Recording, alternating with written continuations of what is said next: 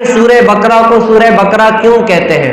وہ کہتے ہیں بنی اسرائیل میں قرآن کریم فرقان حمید کی سورہ بقرہ کی تفسیر میں یہ واقعہ لکھا ہوا ہے کہ بنی اسرائیل میں ایک بہت ہی نیک بزرگ شخص تھا، اللہ تعالیٰ کا بہت ہی محبوب ایسا نیک شخص تھا۔ اس کا ایک چھوٹا بیٹا تھا اور ایک اس کی ورثے میں جو ہے نا وہ گائے تھی۔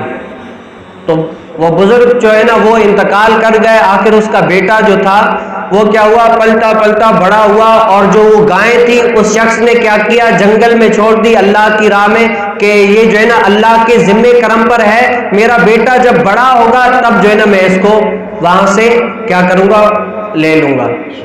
تو جب سورہ بقرہ کی آیت میں پڑھ رہا تھا تو مجھے بہت مزہ آیا۔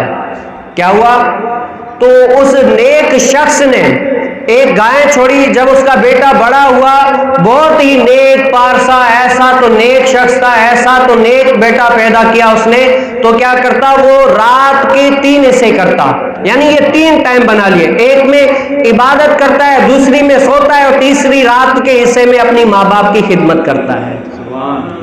اور پھر جب باپ کا انتقال ہو گیا تو اس نے کیا کیا، لکڑیاں لاتا، وہاں سے لکڑیاں لاتا اور بیچ کر آتا، تو ان کے بھی 3 حصے کیے ہوتے، ایک آدھا حصہ کیا کرتا اپنی ذات پر خرچ کرتا، آدھا حصہ کیا کرتا اللہ کی راہ میں صدقہ کر دیتا، اور ایک آدھا حصہ جو ہے نا اپنی ماں کی خدمت میں پیش کر دیتا۔ یہ اصول بتایا کہ ہر جو بھی بندہ کام کرتا ہے ان کے کیا کرے، 3 حصے کرے، ایک حصہ اپنی ذات پر خرچ کرے، دوسرا حصہ اللہ کی راہ میں دے دے، تیسرا حصہ اپنے ماں باپ کو دے دے۔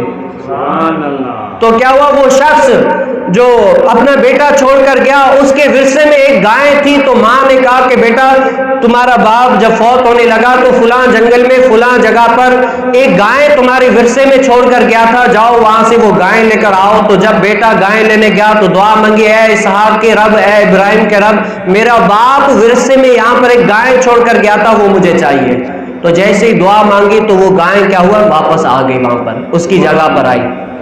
تو ماں نے کیا کہا کہ بیٹا اس کو جاؤ 3 دینار میں فروخت کر کے آؤ۔ کتنے دینار میں؟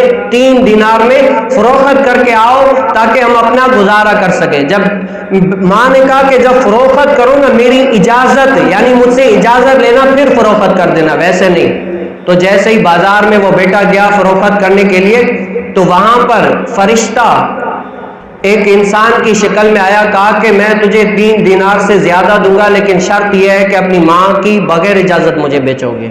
تو بیٹا بھی تربیت یافتہ تھا، کہا کہ نہیں، میں اپنی ماں کی بغیر اجازت سے یہ تمہیں گائے واپس نہیں دوں گا۔ تو جب آیا نا، ماں سے پوچھا کہ ایسا ایسا واقعہ ہے، تو ماں سمجھ گئی کہ یہ کوئی بندہ نہیں، یہ فرشتہ ہے۔ تو ماں نے کہا کہ اس سے پوچھو یہ ہمیں ابھی گائے بیچنی ہے یا نہیں بیچنی۔ تو انہوں نے کہا کہ ابھی جو ہے نا یہ گائے نہیں بیچو، حضرت موسیٰ علیہ السلام کے امتی یہاں پر آئیں گے اور تم سے سونے کی مانند یہ گائے خرید کر جائیں گے۔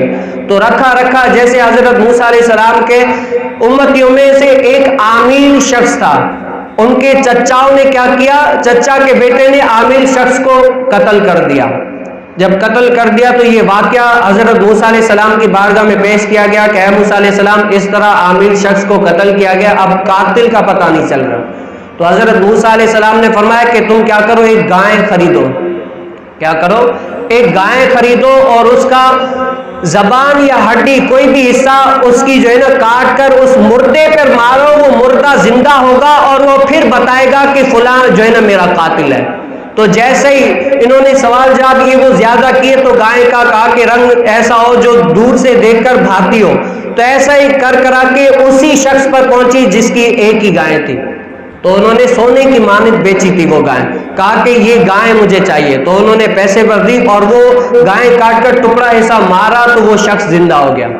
کیا ہو گیا؟ یہ قرآن کریم فرقان حمید کی سورہ بقرہ کی آیت میں یہ پورا واقعہ نقل کیا گیا ہے۔ کہا کہ وہ گائے جب ذبح کر کے ٹکڑا مارا تو وہ شخص کیا ہوا، زندہ ہو گیا، زندہ ہوا۔ کہا کہ میرے قاتل جو ہے نا میرے چچا کے بیٹے ہی ہیں۔ تو ان کو قصاص کے طور پر کیا ہوا، قتل کیا گیا، قصاص کے طور پر ان کو قتل کیا گیا۔